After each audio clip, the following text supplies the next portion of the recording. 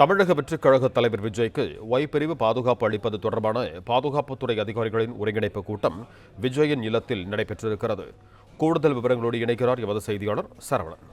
வணக்கம் சரவணன், உங்களிடம் இருக்கும் தகவல்களை பகிர்ந்து கொள்ளுங்கள். தமிழ் திரையுலகின் முன்னணி நடிகரான விஜய் கடந்த ஆண்டு தமிழக வெற்றிக் கழகம் என்ற அரசியல் கட்சியை தொடங்கினார். 2026 சட்டமன்ற தேர்தலில் இந்த கட்சியின் சார்பில் களமிறங்க திட்டமிட்டுள்ள நிலையில் அதற்கான ஆயத்த பணிகளில் அந்த கட்சியினர் ஈடுபட்டு வருகிறார்கள். அவ்வப்போது விஜயும் பல்வேறு அரசியல் ரீதியிலான பல்வேறு முக்கிய நிகழ்வுகளில் பங்கேற்கிறார். ஏற்கனவே சினிமா மூலம் பிரபலமான நபர் என்ற நிலையில் அவருடைய கட்சியினரும் அதே போன்று பொதுமக்களும் கூட அவர் வரக்கூடிய இடங்கள்ல அதிக அளவில் கூட்டம் கூடுகிறார்கள். எனவே பாதுகாப்பு அச்சுறுத்தல் இருப்பதாக மத்திய உளவுத்துறையினுடைய அறிக்கையின் அடிப்படையில் மத்திய உள்துறை அமைச்சகம் ஒய்பிரிவு பாதுகாப்பு வழங்குவதற்கு விஜய்க்கு ஒய்பிரிவு பாதுகாப்பு வழங்குவதற்கு கடந்த மாதம் உத்தரவிட்டது. உத்தரவை தொடர்ந்து இது தொடர்பான ஆலோசனை செய்வதற்கு விஜயுடன் நேரடியாக ஆலோசனை செய்வதற்கு சிஆர்பிஎஃப் வீரர்கள் 4 பேர் கொண்ட குழுவினர், துப்பாக்கி ஏந்திய சிஆர்பிஎஃப் வீரர்களுடன் அதிகாரிகள் 2 பேர் என 4 பேர் விஜயனுடைய நீலாங்கரை வீட்டிற்கு தற்போது வந்திருக்கிறார்கள். அதே போன்று அவர்களுடன் மத்திய உளவுத்துறை ஐபி பிரிவில் இருக்கக்கூடிய அதிகாரி 2, தமிழக காவல்துறையினுடைய செக்யூரிட்டி பிரான்ச் அதிகாரி 1, நீலாங்கரை சரக உதவி ஆணையர் பரத் ஆகிய 8 அதிகாரிகள் விஜயுடன் சுமார் 1 மணி நேரம் இந்த ஆலோசனையை நடத்தினர். அதில் மேலும் விஜயின் தரப்பிலிருந்து தாவேகாவினுடைய பொதுச் செயலாளர் புஷி ஆனந்த் மற்றும் அவருடைய மேலாளர் ஜெகதீஷ் மற்றும் வெங்கட்ராமன் ஆகியோரும் அந்த பொழுது இருந்திருக்கிறார்கள்.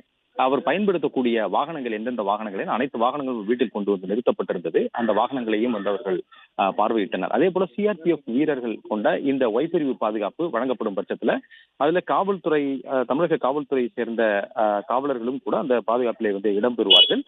அவ்வாறு இருக்கும்போது அவர்கள் 24 மணி நேரமும் பாதுகாப்பு வழங்குவதற்கு அவர்கள் அருகில் ஒரு முகாம் அலுவலகம் தங்குவதற்கு முகாம் அலுவலகம் ஏற்படுத்த வேண்டும். விஜய் வீட்டிற்கு அருகிலேயே ஏற்கனவே ஒரு அலுவலகம் இருக்கிறது. அவருடைய மேலாளர் ஜெகதீஷ் பயன்படுத்தக்கூடிய அலுவலகம், அவர் தயாரிப்பு நிறுவனம் அந்த அலுவலகத்தில் இயங்குகிறது. எனவே அந்த அலுவலகத்தில் சிஆர்பிஎஃப் வீரர்கள் தங்கக்கூடியதற்கான ஏற்பாடுகள் செய்வதாக ஒரு திட்டமிட்டிருக்கிறார்கள். தற்பொழுது அந்த அலுவலகத்திலும் சிஆர்பிஎஃப் வீரர்கள் ஆய்வு மேற்கொண்டிருக்கிறார்கள். இதற்கு பிறகு அவர்கள் கொடுக்கக்கூடிய அறிக்கையின் அடிப்படையில் அடுத்த கட்டமாக விஜய் செல்லக்கூடிய இடங்களிலும் விஜயனுடைய வீட்டிற்கும் தொடர்ந்து பாதுகாப்பு வழங்கும் என்று தெரிவிக்கப்பட்டிருக்கிறது. அந்த வகையில விஜய்க்கு கொடுப்பதற்கு திட்டமிட்டிருக்கக்கூடிய இந்த ஒய்பிரிவு பாதுகாப்புல 8 மத்திய ரிசர்வ் படையைச் சேர்ந்த வீரர்கள் பாதுகாப்பு அளிக்கக்கூடிய வகையில் இந்த ஒய்பிரிவு பாதுகாப்பு வழங்கப்பட இருக்கிறது. அதன்படி 2 கான்வாய் வாகனங்கள் விஜயனுடைய காரின் முன்னும் பின்பும் பாதுகாப்பு வழங்கும் எனவும் 8 பேரில் 3 பேர் துப்பாக்கி ஏந்திய சிஆர்பிஎஃப் வீரர்களாக இடம்பெறுவார்கள் எனவும் அவர்களில் 1 அல்லது 2 கமாண்டோ பிரிவினரை சேர்ந்தவர்களாக இருப்பார்கள் எனவும் தெரிவிக்கப்பட்டிருக்கிறது. அதாவது அவருடைய தனி பாதுகாவலர்களாகவும் அந்த 2 செயல்படுவார்கள். இந்த பாதுகாப்பு குழுவினர் 24 மணி நேரமும் சுழற்சி முறையில விஜய் செல்லும் இடங்களுக்கும் அவருடைய வீட்டிற்கும் பாதுகாப்பு வழங்குவார்கள் என தெரிவிக்கப்பட்டிருக்கிறது. நாட்டின் முக்கியமான பொறுப்புகளில் உள்ள தலைவர்களுக்கு மத்திய உள்துறை அமைச்சகம் இது போன்ற பாதுகாப்புகளை Z+ZY, Y+YX என்ற முறையில் மத்திய உள்துறை அமைச்சகம் பாதுகாப்புகளை வழங்குகிறது.